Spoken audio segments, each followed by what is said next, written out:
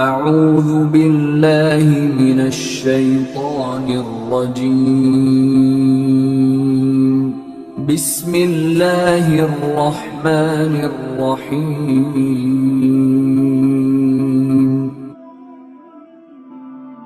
قرآن پاک کو بے وضو چھونا یہ کیسا ہے؟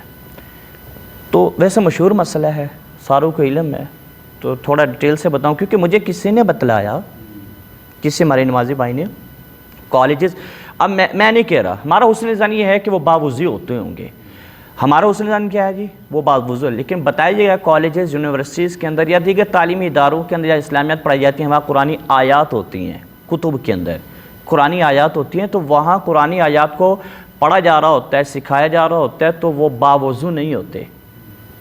میں نے کہا اس طریقے سے تو یہ ہے کہ ہم ایک سوچ ہے نا، اگر واقعتاً اگر ایسا ہے تو اللہ ہم پر رحم فرمائے، تو اس لیے میں نے یہ مسئلہ ریکارڈ کیا۔ تو قرآن مجید کو یا قرآن مجید کی ایک آیت کو، قرآن میں نہیں ہے لیکن کاغذ پہ لکھی ہوئی ہے، بک کے اندر لکھی ہوئی ہے، نوٹ بک کے اندر آپ نے لکھ لی ہے، اسی طرح کپڑے کے اوپر لکھ دی گئی ہے، اور اسی طرح اخبارات کے اوپر لکھی ہوئی ہوتی ہیں، تو کیا ان کو بغیر وضو کے ٹچ کیا جا سکتا ہے؟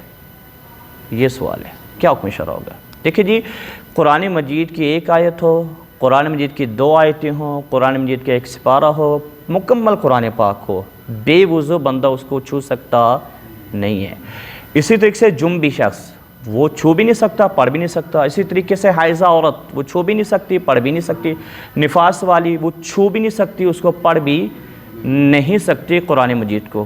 دلیل قرآن مجید سورۃ الواقعہ، اس کے اندر آیت نمبر 80 کے اندر ہے، اللہ تبارک تعالیٰ نے فرمایا لا یمسہ الا المطہرون، قرآن کو صرف پاک ہی چھو سکتا ہے، قرآن کو صرف کیا؟ پاک بندہ ہی چھو سکتا ہے، دوسرا بندہ قرآن کو یعنی جو ناپاک ہے وہ چھو سکتا نہیں ہے۔ اور ایک امام مالک رحمۃ اللہ تعالیٰ علیہ نے نبی کریم علیہ السلام کا وہ مکتوب جو آقا نامدار حضور سرور کائنات صلی اللہ تعالیٰ علیہ وسلم نے حضرت عمر بن حزام ان کو لکھ کر ارسال فرمایا تھا، اس میں ایک جملہ حضرت امام مالک نے اپنی موطا کے اندر نقل کیا ہے رحمۃ اللہ تعالیٰ علیہ، کیا کہ لا یمس القرآن الا طاہر، قرآن کو نہ چھوئے مگر پاک بندہ۔ اور اسی طریقے سے باقی محدثین میں بھی اپنی کتب کے اندر نقل کیا ہے، حضرت عبداللہ بن عمر رضی اللہ تعالیٰ عنہ کے حوالے سے آپ نے بھی اسی چیز کو نقل کیا کہ حضور نے فرمایا لا یمس القرآن الا طاہر، قرآن کو نہ چھوئے مگر پاک بندہ۔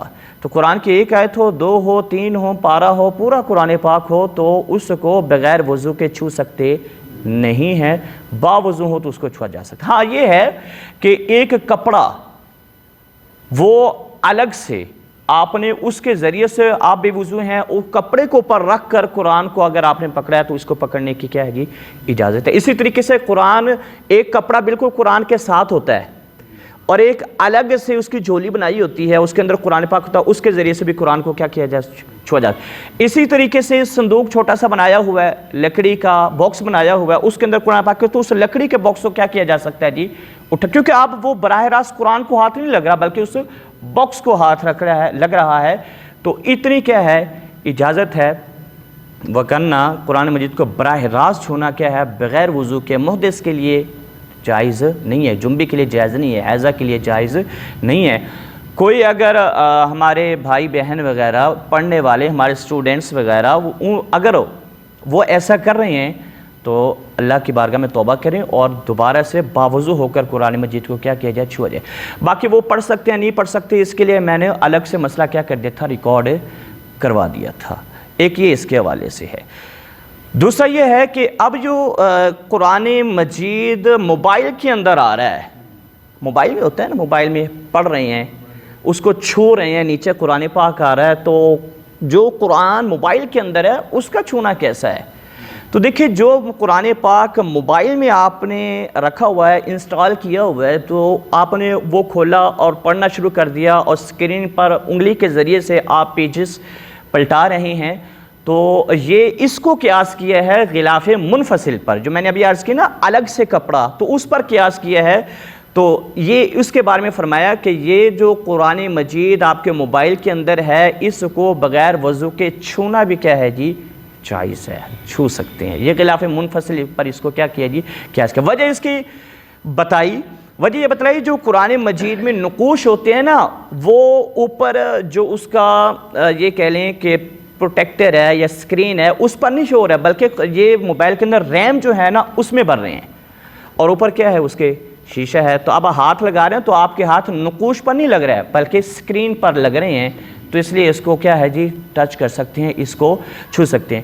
اور دوسری بات یہ ہے کہ اسی طریقے سے ہے جیسے آپ نے پیج پر کوئی قرآن کی آیت لکھی اور اس قرآنی آیت کو شیشے میں بند کروا دیا، اب ہاتھ لگاتے ہیں تو شیشے پر ہاتھ لگتا ہے، قرآنی آیت پر ڈائریکٹ ہاتھ نہیں لگتا۔ تو یہی بالکل اسی طریقے کی مثال ہے قرآن مجید جو موبائل کے اندر رکھا ہوا ہے۔ تو فتویٰ اسی کے اوپر ہے کہ بغیر وضو کے بھی قرآن مجید کو جو موبائل کے اندر ہے چھوا جا سکتا ہے، فتویٰ یہ ہے۔ اب یہ فتویٰ ہے، ایک ہے تقویٰ۔ اب تقوی کی طرف آ جائیں تو تقوی میں یہی ہے، علماء نے لکھا تقوی کا تقاضا یہ ہے کہ قرآن مجید اگر آپ نے موبائل میں بھی چھونا ہو تو بہتر ہے کہ وضو کر لیا جائے۔ وضو کیا کر لیا جائے جی، کر لیا جائے۔ ہاں اگر کوئی بغیر وضو کے بھی چھو رہا ہے جو قرآن موبائل کے اندر آپ نے انسٹال کیا ہوا ہے تو وہ گنہگار نہیں ہے، قابل ملامت نہیں ہے۔ واللہ اعلم ورسولہ اعلم، صلی اللہ تعالیٰ علیہ وآلہ وبارک وسلم۔